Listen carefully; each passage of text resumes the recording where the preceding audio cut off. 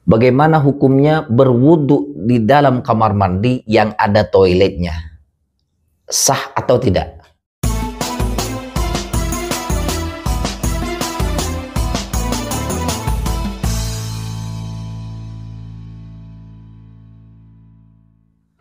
Assalamualaikum warahmatullahi wabarakatuh. Bismillahirrahmanirrahim. Alhamdulillahi rabbil alamin, amma ba'du. Saudaraku seiman seagama, dalam beribadah itu semua ada tata caranya.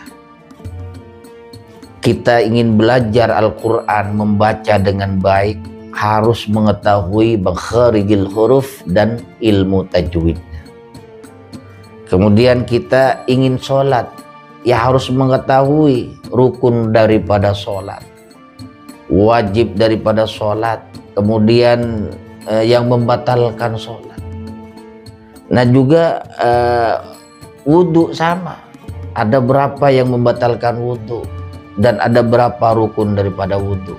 Semua ada tata caranya. Nah kali ini saya ingin membahas tentang bagaimana kalau berwudhu di dalam kamar mandi yang ada toiletnya, sah atau tidak? Nah, kalau berbicara sah, berwudu di kamar mandi yang ada toiletnya, karena kehidupan manusia itu berbeda-beda. Kalau orang kaya, mohon maaf, ya, kalau orang kaya kamar mandinya gede, ya mungkin ya 4 meter jadi 4 meter ya. Toiletnya sebelah sini, wudhunya situ, lah masih ini jauh daripada najis. Nah kemudian kalau orang kaya toiletnya di sini, tempat mandinya di sini, tempat sholat di sini, tempat wudhunya di sini. Ini orang kaya. Nah kehidupan masyarakat itu berbeda-beda. Bagaimana dengan orang yang baru merintis, baru berjuang, yang baru merantau, kemudian dia tinggal di rumah petakan yang disebut kontrakan, ya depan, tengah, belakang, ya dapur terus kamar mandi. Nah nyuci baju di situ, buang air besar di situ, buang air kecil di situ, terus kerannya ya juga ya ada satu doang, ya mungkin ada yang 2. Nah kalau berbicara sah, wudhunya tetap sah. Jadi ada ulama yang mengatakan makruh, ada, ya. Kenapa? Alasannya? Alasannya karena di situ itu tempat BAB, tempat buang air kecil. Nah, ini yang disebut makruh. Dan ada juga walaupun berada di dalam kamar mandi, kita berwudu tetap memakai adab, ya. Adab artinya ya berwudu ya jangan telanjang, ya berwudu jangan mengeraskan suara.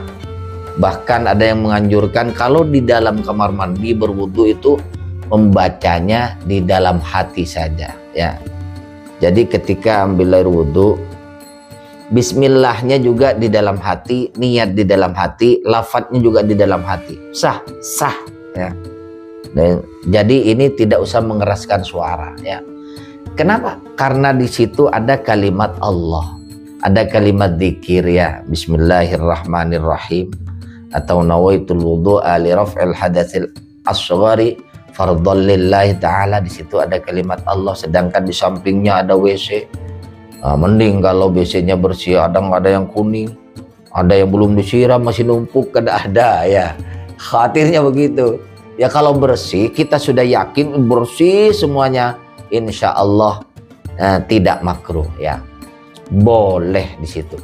Masalah keabsahan itu tetap sah wudhunya, tapi ingat tetap memakai adab. Ada yang mengatakan makruh itu karena kekhawatiran. Nah kemudian di luar juga ada keran lagi. Nah di sini ada khawatir takut najis, takut ntar nyiprat bagaimana, sedangkan di luar ada keran.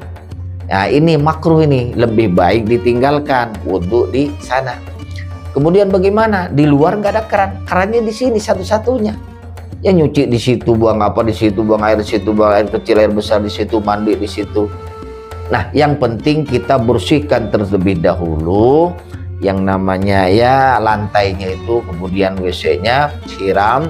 Kita sudah yakin, betul-betul yakin bahwa yang nyiprat itu nanti tidak akan terkena najis ya, yang nyiprat kepada kita. Insya Allah kalau kita ngaji sama seorang guru yang ahli di bidangnya tentang kaitan dengan ibadah ya, insya Allah kita akan memahaminya. Kembali lagi kesimpulannya, bagaimana berwudu di kamar mandi yang ada toiletnya. Ini masalah keabsahan ya, sah atau tidak, itu sah ya, sah. Ingat sekali lagi, sah ya, tidak batal wudunya.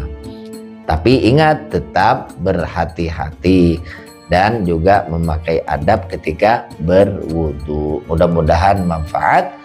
Sekian, terima kasih. Wassalamualaikum warahmatullahi wabarakatuh.